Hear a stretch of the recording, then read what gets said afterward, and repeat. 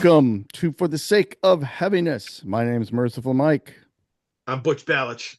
and today we are very happy to be joined by the one and only Dwayne Eldredge and drummer Kyle Hebner from Mourn the Light. Good evening, Yeah. gentlemen. Hey guys, how you doing? Hey, thanks for having us. Thanks for being here. Yeah, we're Show happy and to tell have you time. guys. One more. Great. Oh, it's all okay. So if anybody out there has been, asking or wondering, hey man, we love that theme music to For the Sake of Heaviness. Well, now we're happy to tell you that this is who is behind it, the masterpiece. So, all right, guys, you guys are hot on the heels here from a new EP, which is Yep, fantastic. And I guess the main reason for this is we have a new singer in the fold, correct? that's right. Go ahead and tell us a little bit Yeah, about that, because Andy Small from Spellmaster, correct? yeah, That's right. Spellmaster and Oliphant. We've known him for a number of years in the local-ish scene. He's up in the Salem, Mass area, and we're down in southeastern Connecticut, so there's a couple hours between us. But we've crossed paths in the scene. We've hung out at Hell's Heroes together. We know each other, so and we're both familiar with each other's work and stuff. Um, So everything just kind of lined up really well for this to happen, and we've made it work with the distance, and we're really happy with how it's coming. 100%. We've got a pretty good system going here, I think. So That's cool. Yeah, modern technology definitely has its benefits these days when it comes to uh, working it's musicians. it's the one thing that kind of we got out of COVID. Actually, honestly, Sure. was during COVID. We were forced to learn how to do things more remotely most of the time, and we've adapted and learned, and now it's kind of our system, and it's just kind of what we do now, and it's working out really good for us, especially with the distance, because we've got a couple of guys in the band that are 2+ hours away from the Oh, rest okay. of us, so we're pretty spread out. We're truly a New England band. Yeah, exactly. Yeah, there was a time where we actually got together literally every week to rehearse and prepare. Long gone are those days because now we're Yeah. so spread out, it's really impossible. And then actually we actually had a spot to do that with, and that spot has gone by the wayside. But yeah, so exactly, we had to adapt, but I think it works well for us. So let me ask you this, just building on that, how many times, okay, a month are you guys all able to get in the same room? So honestly, the way we do it is we do like a brush up rehearsal before a gig. Okay. If we can make that happen, we do that. But generally, we're all in the same room for gigs, and that's about it. Yeah, it Um, is a little sad actually. Like I miss it terribly, but it's just the way that we're operating right now. yeah, yeah. So we've got some gigs coming up in March and then in April, and we'll make sure that we get together and tighten some things up and work on the set and what we're doing, because we are actually starting to sneak some new stuff into the set too. So it's Mm-hmm. definitely more important now for us to get together and do the rehearsals. We're not just rehashing the same old stuff. So now it's Right. time to get together a little bit more often. So we're going to sneak some stuff in. Right. So how does the writing process work? Um, I can relate to the distance that the Argus, we're spread out Western Pennsylvania, Jay being up in Erie, and Andy and I being in Pittsburgh, and Dave being out of town a lot. But so how is it? A lot of bands talk about wanting to be in the same room to write, and that being the way that it works best. Like, what's your process like now that you guys are so spread out, and when you're putting Uh, new stuff so together? most of the stuff I end up writing. Um, I write most of it by myself, but I have Kyle who lives extremely close to me now. He literally moved it right next door. Yeah. Oh, So, nice. That's convenient. but he was about half an hour before, which still wasn't bad. But I would generally write the stuff, and I kind of do it on my own a lot of the times. But if I am worried about transitions and the way things are flowing and whatever, then I make sure that I get together with Kyle and we go over the arrangement and make sure that the arrangement's going to work properly, that it feels natural enough on the drums and Hmm. everything's going to work. And then once we kind of get that hammered out, then um, we get together with Kieran, the other guitar player, and he creates a blueprint of the song in Guitar Pro. We basically tab out the entire thing, which creates a click track to work with, Right. and then I record scratch guitars with Kieran at his studio in Vernon, which is like about an hour away from me.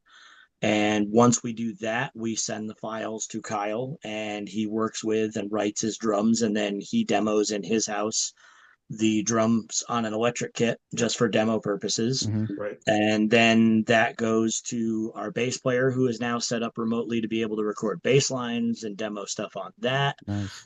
And then Andy also has his own little studio at home for Nice. vocals.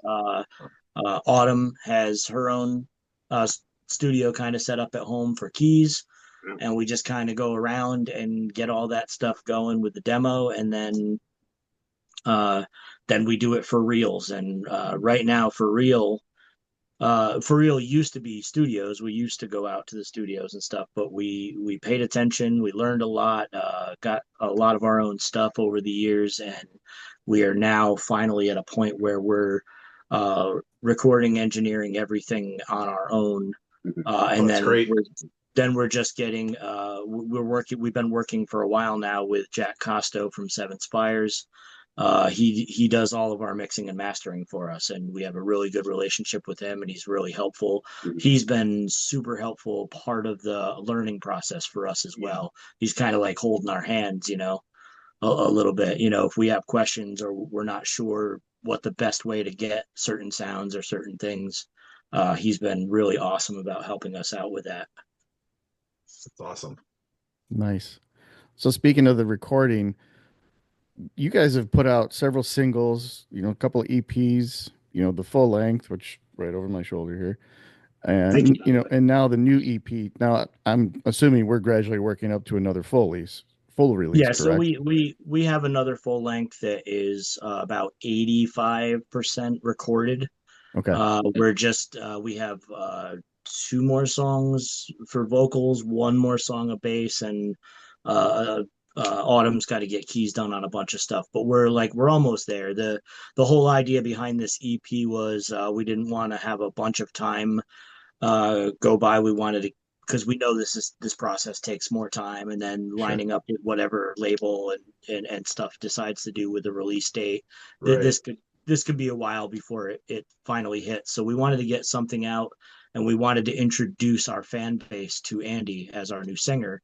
Right. So we released one of the new songs, which we had completed, False Yep. Prophecies, um, which the vocal lines and the lyrics were written by our previous vocalist, Andrew Stahelic. Um, so that song was pretty much complete, and we had him do that. We decided to do Headless Cross from Black Sabbath. Yeah. And that was our Yeah. first test of doing full recording on our own, drums included at home. Oh, okay. Sure. Uh, so that was a good test. And then we took two older songs, Blink of an Eye, which Yeah. Autumn actually nobody had ever done keys on before, and it was in our live set. So Autumn does key parts that she wrote for it. So it was an opportunity to add that to the recording and make it a Nice. more full recording as well.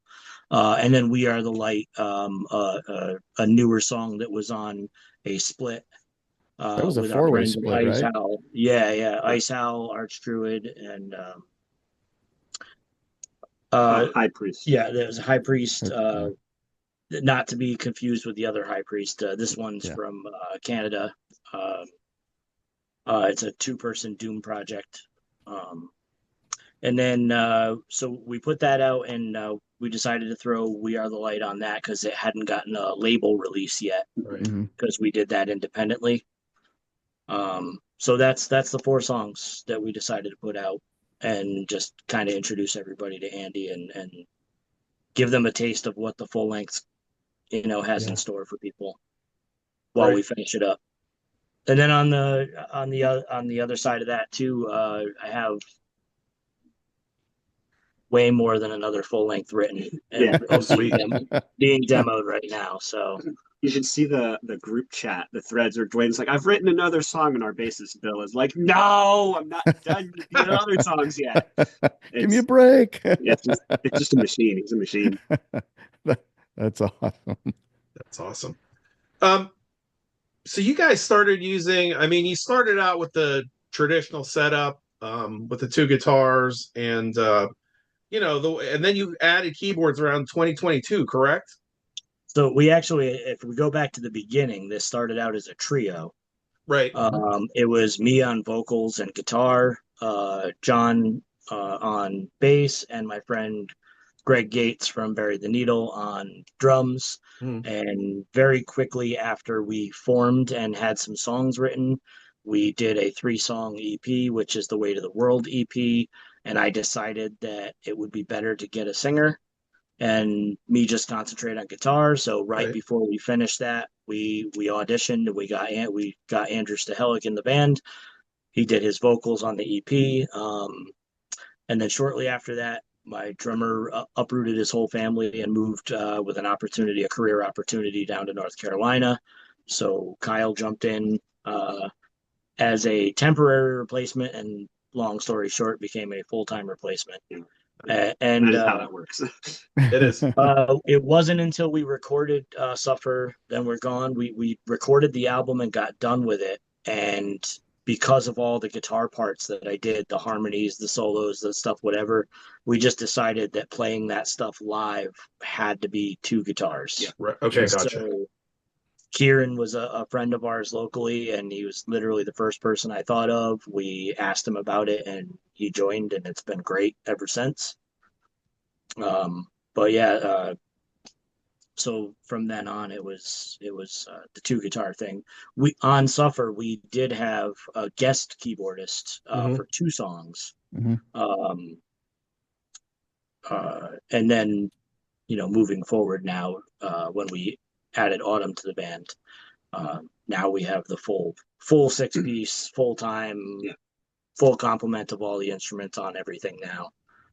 Awesome. I was gonna say, I think it's super cool. You don't see it too often that a band has a full-on keyboard player in the band, or like that Right. song "False Prophecies." When she breaks Mhm. into the lead on there, I'm like, I love that shit when it's done well in metal. Like it's like it gives like vibes of like Warlord and Yeah. Rainbow and Yeah. Heap and all that stuff. I think it's cool. I think it sets you guys apart from a lot of the traditional metal bands. Most bands, just stick with the solid setup. So I think or is it going to be something that will be moving forward? Like, can you envision like a lot of like lead work in there, or Uh, will that just I, depend on the song? I'm definitely, I mean, because she does such a great job with the lead work. I mean, she Yeah, does it's a killer. fantastic job. Yeah. So I've been purposely trying to write in parts to where she can go to town on writing that stuff. Sweet. And I love the full sound. It completely transforms the stuff I write. It It, really does. yeah, like Gives when you gives go it that listen other to the dimension. demos of this stuff, and then the finished product, it does sound like an entirely different thing once keyboards are officially in place. So That's awesome. I agree with that too. It just gives it another dimension, and adds to the dynamic. I'll kind of build on what Butch brought up about the keyboards too, because it seems like it's been a naturally, evolving element to the Hmm. band. And when you yeah, guys first started out, I mean, was it kind I know you guys got kind of thrown on the doom metal tag at first, and then I don't know if that was a conscious thing, like, hey, we're gonna play doom, but you guys have really kind of graduated away from that, and a little leaning a little So, bit more so when toward I first, traditional. when I, And yeah, when I first put the band together with Greg, the original drummer, uh-huh. our original thing was like we wanted to do no compromise from any other, because I was in other bands and always a compromise and did styles I didn't really want to be Yeah, doing. Right. I did it. I enjoyed it. I thought we did great stuff, but it wasn't really what I loved and what I wanted. sure. And we basically were, when we were starting out, it was like there was like three bands in mind that we were just gonna like just squish into one type of thing. And it was, the three bands in mind were King's X, Night Demon, and Candlemass. Oh, And that's kind of what I wanted to do. So that's where my influences from One Light originally were. But I have such a vast collection of metal over the years, and I listened to so much and so many different sure. styles and subgenres. That was the other thing, was that we weren't, that's what we were aiming for, but we weren't boxing ourselves in. We're going to write, and we're not going to say, oh, that's not going to work because that's this kind of metal. It's Right, like, right. if it's flowing and it's working, it's going to happen. And it doesn't Yeah, matter if I'm listening to Dark Tranquillity and In Flames all week, or if I'm listening to, a Spock's Beard and Dream Theater and some progressive stuff, or, or absolutely. if I'm listening to happy power metal all week, or whatever it is. If those influences seep in, I'm not shutting them out or boxing them out. I'm letting it all in, and I'm feeding on it. As you should, though. I mean, you Nice. really should never Yeah. put any kind of parameters or boundaries or anything around it. So, I mean, if you've got a good system and the creativity's flowing and, you know, just from false prophecies and, the gradual progression of everything you guys have done, I can't wait for the new album, man. So first of all, thank you. Second of all, like it really it also like is has to be said about the members that have stepped into these roles too, like Sure. have provided a lot of that influence as well. Like um when I came in and did that first show with Mourn the Light, like I threw in a bunch of like double kick stuff that was never on the original stuff just because that's what I was doing. And I was like, oh, Sure. this will fit here. This is fun. And then as soon as he heard that, he's like, I'm writing double kick stuff, you know? Um, and then with when Bill came in, like he completely transformed the entire sound just on the bass. Yeah, Like I Bill's bass playing is just just next level. It Yeah, unbelievably good. stuff he does is on. It's just we, a lot of times we weren't even hearing anything until we were recording stuff, and then Yeah. we were listening. We were just, it was like jaws on the ground. Like, Yeah. holy crap, what is happening to our stuff? This is amazing. We're sitting on a couch in the recording studio staring at each other like what song is he playing? Like we don't even know. so What strange inspiration comes magic out is of everywhere. this? Yeah. Yeah, exactly. And then What Autumn, sorcery? Autumn, same thing. What she's bringing to the table, and Andy both Andys have been fantastic vocalists for the band, and we really like what they're doing. The new Andy has a different kind of voice and a different kind of thing, and we're uh, pretty excited about what he's bringing to the table, and the direction that we're going in with it, and um, everybody's just I think we're all pretty excited about this. Yeah. It's flowing really good. The new stuff is I want to play it for people and I want to whatever, but I just got to hold back the Yeah. excitement, Yeah. contain myself, and That it could that be a while, unfortunately, before anybody sees the light of day or anything like that. But I'm definitely looking forward to it. Are you guys still with Argonauta Records then? Are they going to be putting out the Yeah, new one? we are with Argonauta with the new EP. Okay, Uh, and moving forward, we haven't discussed anything about the full length or anything sure. like that. So we don't have any set plans for any kind of release yet. We want to get a bunch of finished material, mixed, mastered, and everything, and then go from there and see what we're going to do. Sure. Makes sense. Excellent. It's been a pretty good run with Argonauta though. Argonauta has been very supportive of us and helps us a lot out with our European audience and stuff, which has been a massive help for us.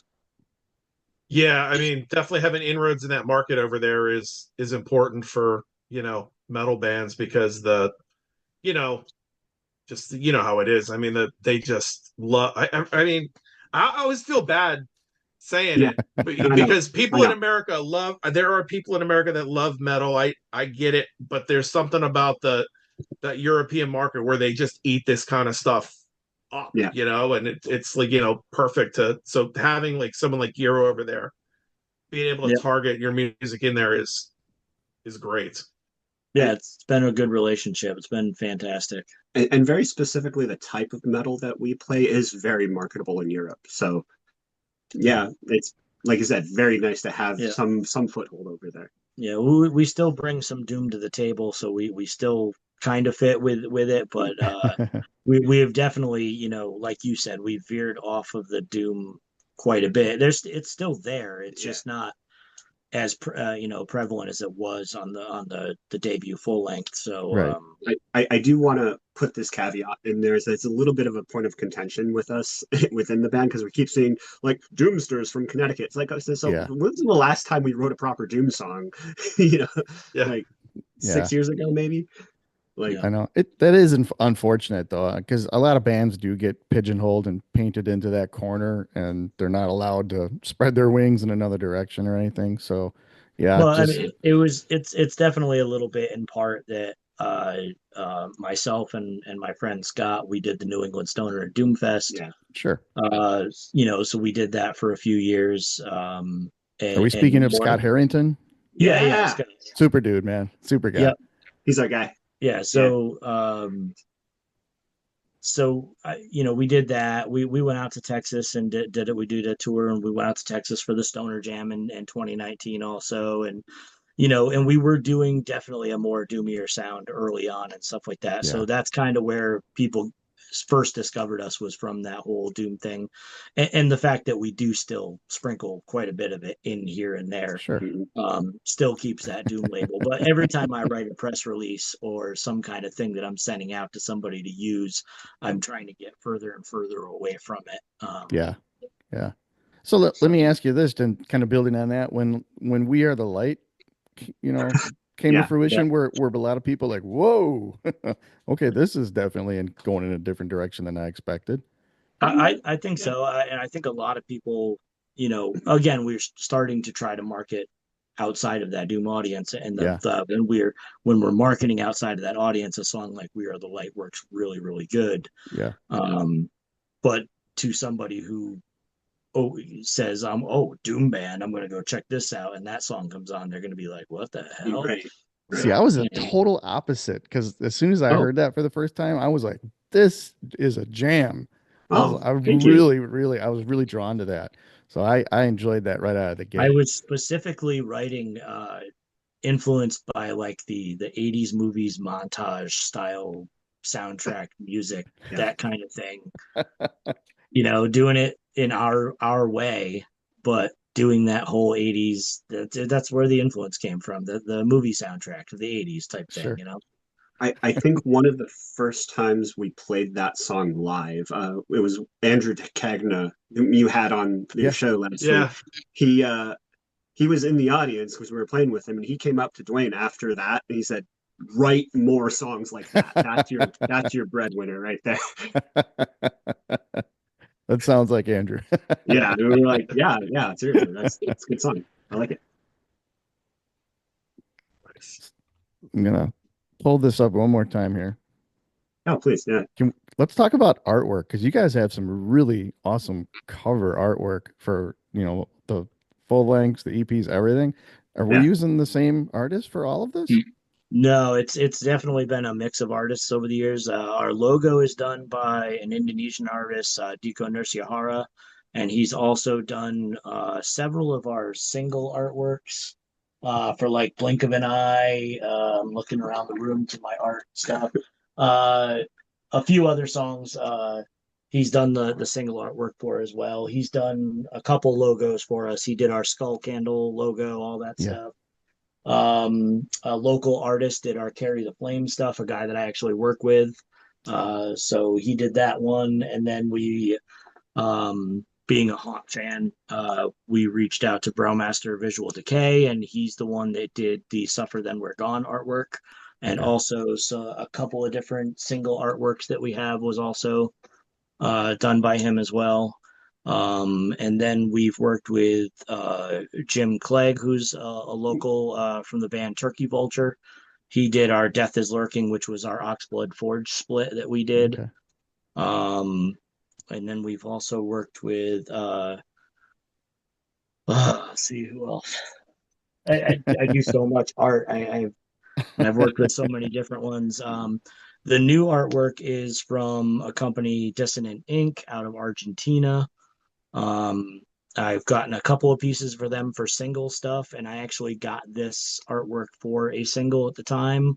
And then when we decided last minute we wanted to get this EP out, we already had the artwork, and It worked. we used the title of it. We took from a line in the song "False Prophecies."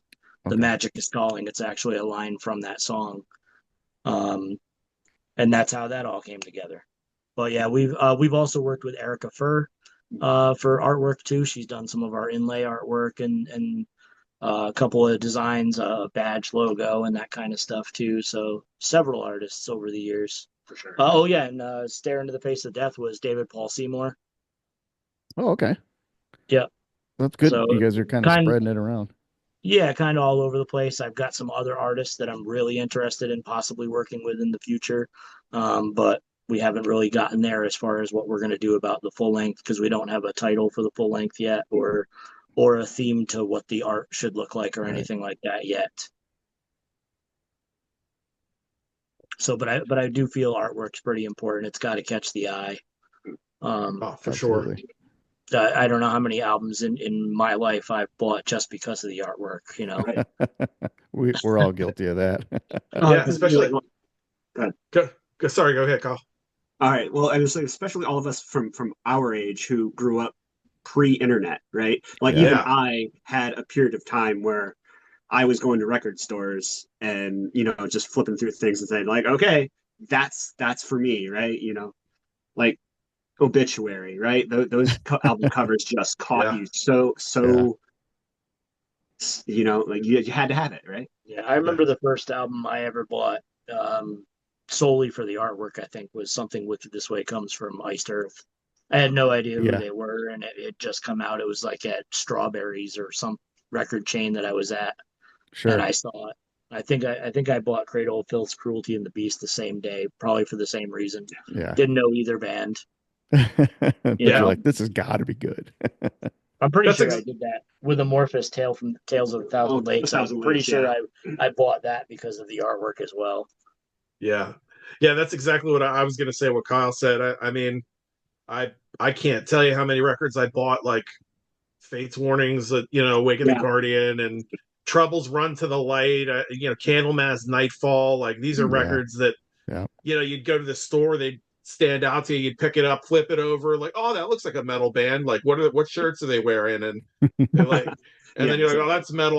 I'll buy it. And sometimes you won a lot of the time, and sometimes you lost. And I thought I lost when I bought To Megatherion, which I literally bought because I couldn't think of anything that was more like, as a kid, I was like, them having that Giger cover with Jesus as a slingshot on the front. I was like, it was so like sacrilegious at the time. I'm like, I gotta hear this, and I bought it. Of course, like an idiot, I bought it on cassette, so the art's like Oh, of course. this big. We took it right to one of the department stores and put it in a stereo there. They had unwisely like had it hooked up to speakers and listened to it. I'm like, I lost on this one, but it did grow on me. But that was the fun of it. Like sometimes you gambled and won, and sometimes you gambled and lost. That's true. That's just how we had to roll back then. Yep. I remember seeing Grateful Dead records as a kid, and I'm like, with the name Grateful Dead and like some of the, with the skeletons and stuff, like this has got to be pretty heavy. And then when Yeah. I finally heard them, I was like, oh, how wrong was I? Yeah, I you didn't have go to far say- enough in the stack to see the turtles. If you would have seen the turtles, you would have known Yeah. this is That's right. not a metal. Not metal. I have that same thought with all the Molly Hatchet Yes. records. You're like, Yes. Dude. is that a fantastic artist?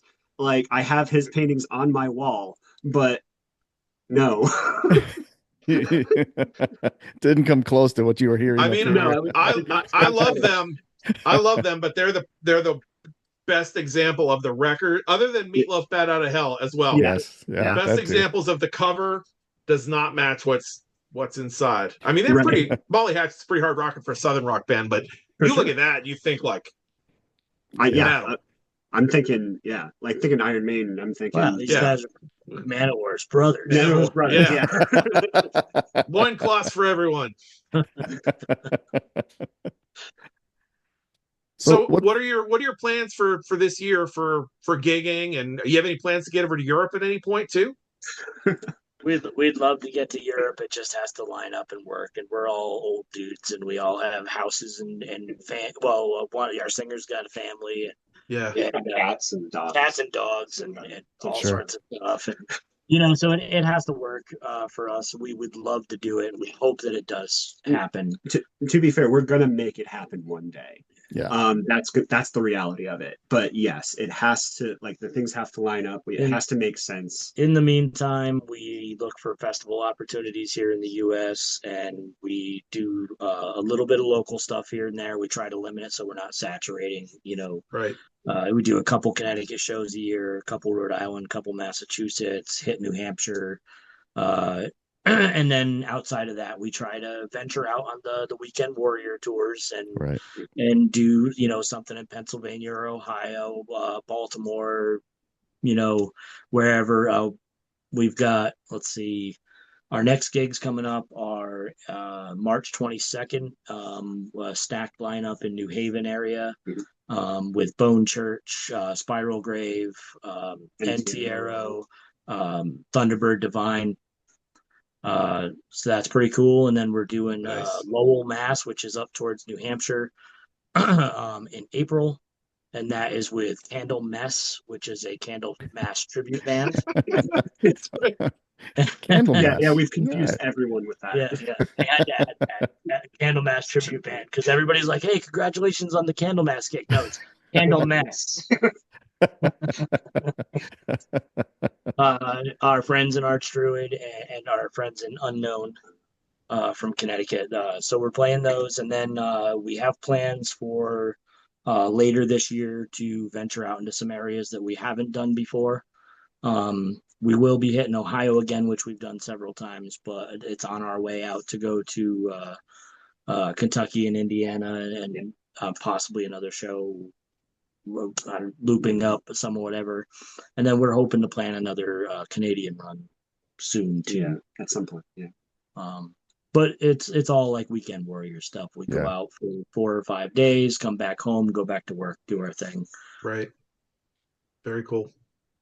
But we try to get out to areas that we don't normally go to, and we try not to hit our home areas too often so that people don't get bored of us. But that also means that we really dialed back on the amount of shows that we do.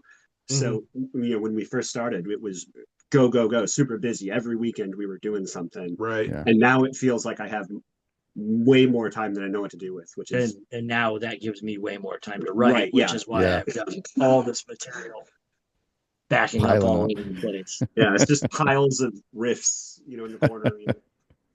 And it's really early on, and it's too hard to say for sure that it's going to happen. But with the next one, I'm working on with these guys, trying to do our first, concept album. Yeah, it's the first. Nice. Oh, I don't know how it's going to work, if it's going to pan out exactly the way but our intention is to give it a shot. Yeah. That's awesome. And Just very knowing cool. the type of band you guys are and your sound, I would say you guys are tailor-made to do a concept album. That'd be great. Thank you. Yeah, I have to agree with you on that. Like, we were always going in that trajectory, but Love it. Love that idea. Yeah, I'm hoping that it works out the way we're thinking it will. We really do. But it's our definitely our first attempt at doing that. It's all been, all the songs have been very individual at this point. Sure. Dwayne, is that something that you guys will discuss, or I guess I was going to ask in general about how you do your lyrics or the vocal melodies? Like, is that something you leave to Andy to do, or is this like with the concept idea? Is that something you'll be more involved in writing, or is it like you come up with a general idea and then you all talk about it and throw ideas in for without giving away what your concept is? A little bit opposite. Leading to up till now, I've done 90% of the lyrics, the lyric melodies, vocals. I demo all the vocals, do all that stuff and whatever. And moving forward, I'm trying to actively pull myself out of the the lyrical and vocal melody thing. I can't help myself, and I still do it sometimes because when I'm in a groove, I'm in a groove. But Right. I'm trying to forcibly hold myself back, and because Andy really enjoys writing, Mhm. and he that's something that he really enjoys as part of what he loves to do, and I think it'll bring something new to the table, which is Right. going to just expand our sound even more. And so that's kind of where I'm going with this. Uh, we have an idea for the concept, and we've discussed the concept amongst everybody, and we are all in agreement on it. Um, and then I'm writing the music and demoing it, and I'm tentatively titling it to go along with this whatever, but I've given, Andy, do what you want with it. If this song feels more like this, or this song feels more like that, go where you want to go with it, and do what you want to do. And I'm going to try and stay out of it as much as I can, um, initially, and let him kind of run with it, and then Right. we'll see where it goes. We'll obviously collaborate back and forth, and see what happens. But moving That's forward, I awesome. think there'll be a little bit more input from the vocalist, Mhm. and a little bit less of me doing that. Okay. Super cool. All right, I'm gonna give you kind of a fun one here. Please. Talking about touring, and I know it's, in this day and age, it's hard to do, but if there was a tour package thrown at you and you would be like, "Yep, this is the one. I'm going to skip my mortgage payment. Sorry, kids, you're on your own." What would that tour package be? Where it would just be like instant, "Yep, sign. Where do I sign?" What would that be? The first thing that came to my mind was Sabaton. Like Yeah, that is far and away like the far cry, but if that were the instance where that was the I'm dropping everything and I'm going and you're not stopping me. I don't know if I got to give it. If I got the house and the job, the whole 9 yards. It's got to be bigger than that. Like, you know, I mean, you want to add an addition to your house? No, it's a house.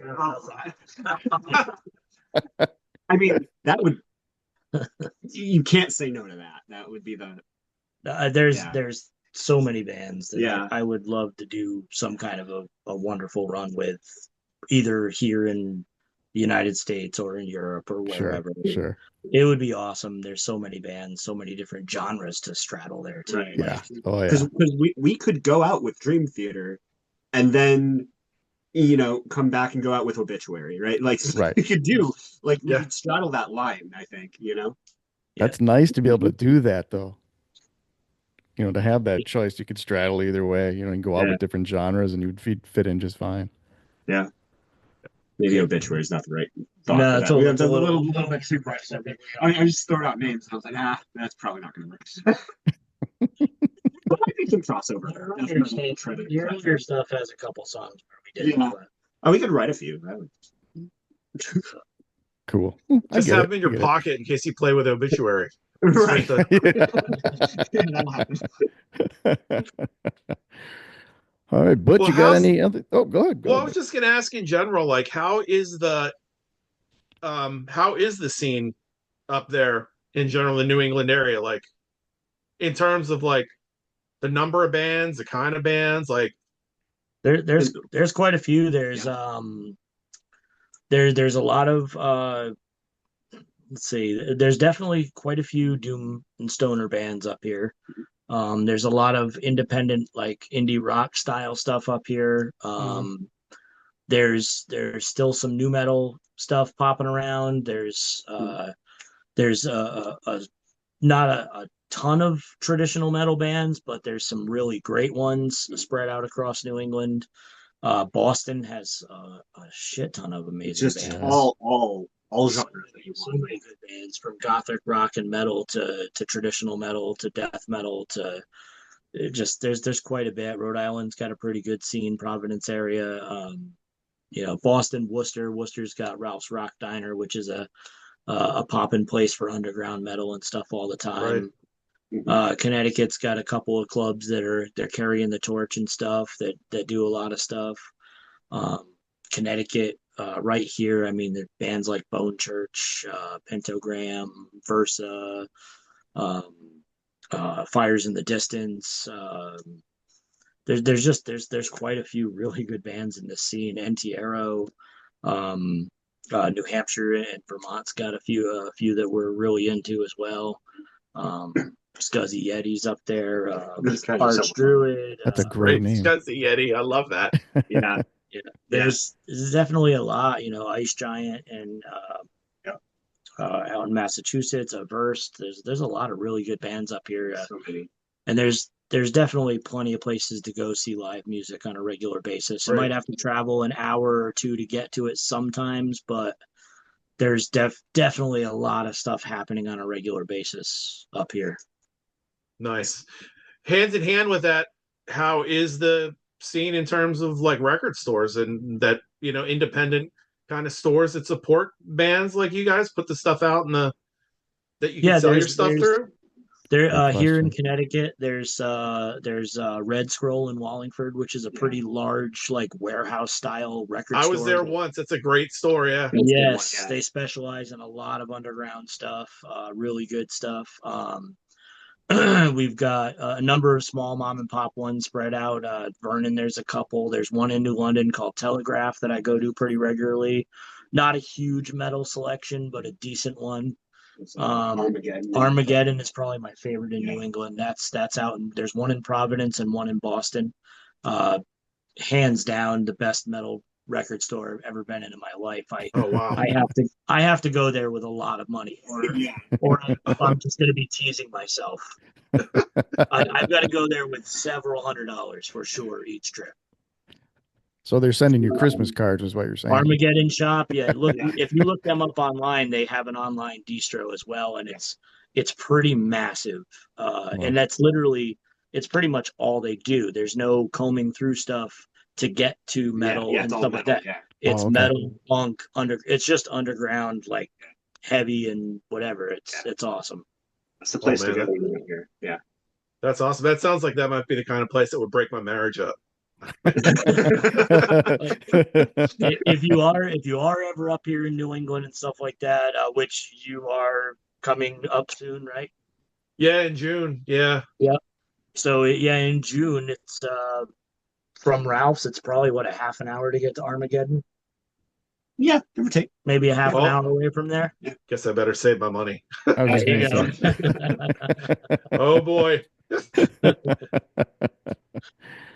All right. Well, gentlemen, it has been a pleasure. We greatly appreciate you guys joining us. Well, thanks Thank for you so having us. much. And I mean, This just flew by. Thanks for having us. I'd Yeah, be it was- remiss if I didn't thank you guys for allowing us to use your Bear music the to scars. help our Yeah. themes, Yeah. man. Thank you for using it and spreading the word of Mourn the Light. Yeah, we Absolutely. appreciate it. And we will continue to do so as well. So you guys Thank you. are always welcome to jump back on when the new album does finally see the light of day. Let us know. We'll get you right back on. We can talk Oh, yeah. about it. Definitely. Keep you posted for sure. 100%. Yeah. Thank you. Awesome. Yeah. Coming back to Pittsburgh too, man. I unfortunately missed you guys the last time you were here. I'd love to be able to We don't have any. We would like to. We don't have any plans for Pittsburgh right now, but we are hitting Youngstown, Ohio, in October. Perfect. Yeah, That's remind pretty me. close, Youngstown's only like an hour from me, so I love lineup- that place too. That's the a great lineup place for for that will shows. be, I believe, is getting announced fairly soon. So stay tuned for that. You Awesome. mentioned Indiana there too. Were you going to be hitting someplace in Indiana? Yeah, we haven't announced anything yet, but we've got the place booked down and everything, and the tentative lineup is almost set, and we'll Perfect. make some announcements for all this stuff once we get everything 100% confirmed. I'll keep an eye on that one because depending where it is, Indy is about a 4-hour drive for me. That's doable. Pulling all Yeah, night right, out. we are looking at Overnight. it'll be Indianapolis. Okay. So Perfect. Awesome. Perfect. And Yeah. you ever get back over here to Wisconsin, let me know. I can help oh out yeah, with something we too, definitely plan on it. Actually, I think we are coming to Wisconsin, but not with Mourn the Light, but we're coming to Mad with Power. Yeah, that's right. Oh, you we're gonna be- okay. Hang out Yeah, with that. All right. Awesome. Yep. All right. Well, I want to thank you once again. I'm Merciful Mike. Cheers. I'm Butch Balich. Thank you, gentlemen. We really appreciate you being here. Have a good one, guys. Cheers. You All too. right. We will see everybody on the next episode of For the Sake For the sake of of heaviness. Heaviness. One of these days. We're still working on that closing.